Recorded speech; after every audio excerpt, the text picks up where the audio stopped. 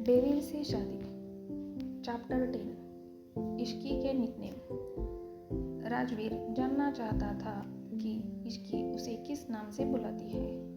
उसके काफ़ी जोर देने पर इश्की ने बताया कि वो उसे डेविल नाम से बुलाती है। ये कहते ही इश्की ने अपनी आंखें डर की वजह से बंद कर ली। लेकिन राजवीर गुस्सा होने की जगह इश्की को देखकर मुस्कुरा दिया और उसने पूछा, डेविल, मैंने भला ऐसा कौन सा काम किया है जो तुम मुझे डेविल बुलाती हो? राजवीर की बात सुनकर इश्की ने अपनी आंखें खोली और उसे देखने लगी। फिर अपने मन में बोली, पूरा दिन तो डेविल सी शक्ल बनाकर घूमते हैं, जब देखो लोगों पर गुस्सा उतारते रहते हैं और अभी शरीफ बनने का नाटक कर रहे हैं। तभी राजवीर ने फिर से पूछा, बताओ। उसका सवाल सुनकर इश्की धीरे से बोली, मुझसे शादी। इश्की का जवाब सुनकर राजवीर ने कहा, मैं तुमसे शादी किडनैप करके थोड़ी न की थी। ये सुनते ही इश्की ने तुरंत जवाब दिया, जबरदस्ती तो की थी ना। राजवीर नॉर्मल सी टोन में बोला, उसे जबरदस्ती नहीं कहते। तो इश्की ने हैरान होते हुए पूछा, तो फिर उसे क्या कहते हैं? राजवीर ने इश्की की तरफ प्यार से देखते हुए कहा, उसे हक जताना कहते हैं। ये सुन इश्की और भी ज़्यादा कंफ्यूज हो गई और फिर से सवाल करते हुए बोली, तो इन दोनों में डिफरेंस क्या है? राजवीर प्यार से इश्की के गाल पर हाथ रखकर बोला, बहुत डिफरेंस है। इश्की ने फिर से पूछा, और वो क्या है? राजवीर ने मुस्कुराते हुए जवाब दिया, सही वक्त पर पता चल जाएगा। ये सुन इश्की इरिटेट होकर धीमी सी आवाज़ में खुद से ही बड़बड़ाते हुए बोली, दुनिया में कैसे कैसे लोग रहते हैं। राजवीर ने जैसे ही इश्की की बात सुनी वो उसे जवाब देते हुए बोला, भिन्न भिन्न प्रकार के।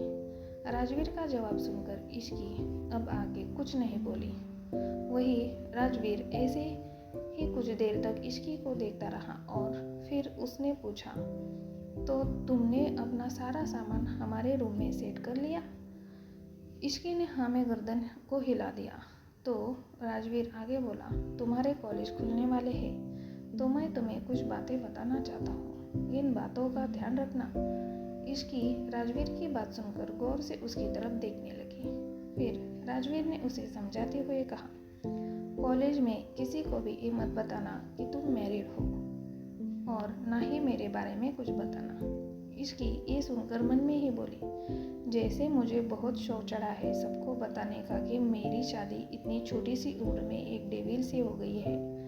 इश्की ये सब सोच ही रही थी कि तभी फिर से राजवीर की आवाज़ उसे सुनाई दी, ये मैं तुम्हें इसलिए कह रहा हूँ क्योंकि मैं नहीं चाहता कि कोई भी तुम्हें मेरी वजह से परेशान करे। ये सब कहते हुए राजवीर बेड पर लेट गया और उसने इश्की को भी अपने करीब लेटा दिया। फिर उसके बालों पर हाथ फेरते हुए बोला, और हाँ, लड़कों से दूर रहना, किसी से भी ज़्यादा उलझने की ज़रूरत नहीं है। ये सुनते ही इश्की अपना सिर उठाते हुए बोली, मैं तो ऐसा कुछ भी नहीं करती। इश्की का जवाब सुन राजवीर ने हल्का सा मुस्कुराते हुए कहा, मुझे तुम्हारे कॉलेज के सारे कारनामे पता है। ये सुन इश्की मासूम सी शक्ल बनाकर बोली, वो सब तो मिशा करती है, मैं कुछ नहीं करती, सच में। उसकी बात सुनकर राजवीर ने कहा, हाँ प्रिंसेस, मुझे पता है, तुम बिल्कुल जलेबी की तरह सीधी हो। राजवीर की बात सुनकर इश्की ने अपना मुंह बना लिया। तो राजवीर बोला, मुझे पता है, तुमने एक लड़के को बाथरूम में बंद करके उस पर पटाखे छोड़ दिए थे। ये सुनते ही इश्की ने रोनी सी शक्ल बना ली। वो यहाँ से भागना चाहती थी, लेकिन अभी वो डेविल के बाहों में थी, इसलिए कुछ भी नहीं कर पाई। फिर इश्की ने एक बार फिर अपनी सफाई देते हुए कहा, वो तो इसलिए क्योंकि उसने एक लड़की को परेशान किया था। राजवीर समझाते हुए आगे बोला, हाँ प्रिंसेस, मुझे पता है, इसलिए तो मैं तुम्हें कुछ नहीं कह रहा। राजवीर के मुंह से बार बार प्रिंसेस सुनकर इश्की चिढ़ गई और थोड़ी ऊंची आवाज़ में बोली, ये आप मुझे ऐसे निकनेम देना बंद कीजिए, मुझे पसंद नहीं है। राजवीर ने इश्की की बात सुनकर हैरान होते हुए पूछा, कैसे निकनेम पसंद नहीं तुम्हें? तो इश्की अपना मुंह बनाते हुए बोली, यही प्रिंसेस, बाबू, सोना, जानू और बेबी टाइप के। मुझे ये सब बिल्कुल पसंद नहीं है। राजवीर इश्की की बात सुनकर खुश हो गया, क्योंकि अभी इश्की उसके सामने थोड़ा सा ही सही लेकिन खुल रही थी और उसका डर थोड़ा सा कम हो रहा था। तभी राजवीर ने इश्की की बात मानते हुए कहा, ठीक है, फिर वैसा ही निकनेम देता हूँ जैसा तुमने मुझे दिया है। ये सुन इश्की कंफ्यूज होकर राजवीर की तरफ देखने लगी।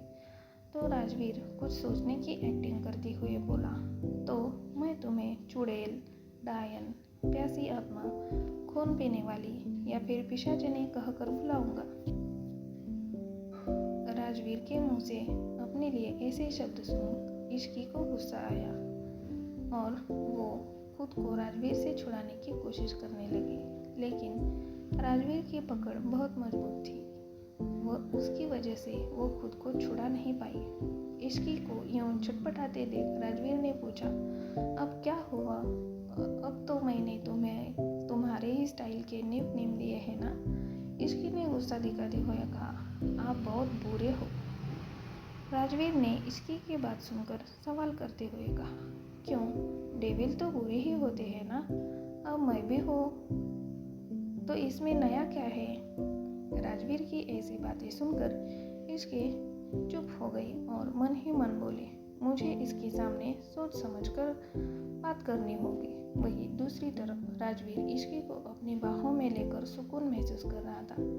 उसने धीरे धीरे इश्की के माथे पर किस किया और अपनी आंखें बंद करके सो गया। नेक्स्ट डे राजवीर की जब नींद खुली तो उसने देखा कि इश्की किसी छोटी बच्ची की तरह सो रही थी। ये देख राजवीर ने इश्की के माथे पर किस किया और उसके बाद उठकर फ्रेश होने चला गया। कुछ देर में राजवीर ऑफिस के लिए रेडी होने आया तो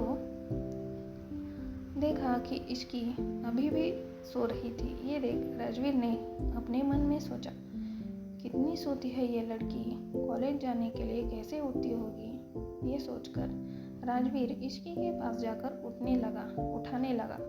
तभी इश्की ने नींद में जोर से राजवीर को एक किक मार दी। राजवीर नीचे जाकर गिर गया, लेकिन इश्की अभी भी नहीं उठी थी। ये देखकर राजवीर जल्दी से उठ खड़ा हुआ और उसने टेबल पर रखे पानी के जग को उठाकर पूरा पानी इश्की के ऊपर डाल दिया, जिससे इश्की हड़बड़ाकर उठ गई और चिल्लाती हुई बोली, बचाओ बचाओ, मैं डूब जाऊंगी। इश्की की आवाज़ सुनते ही राजवीर बोला, गुड मॉर्निंग। तो अब क्या होगा जब इश्की जग जाएगी नींद से? क्या राजवीर और इश्की की ये नज़दीकियाँ लिखेगी कोई नई दास्तान?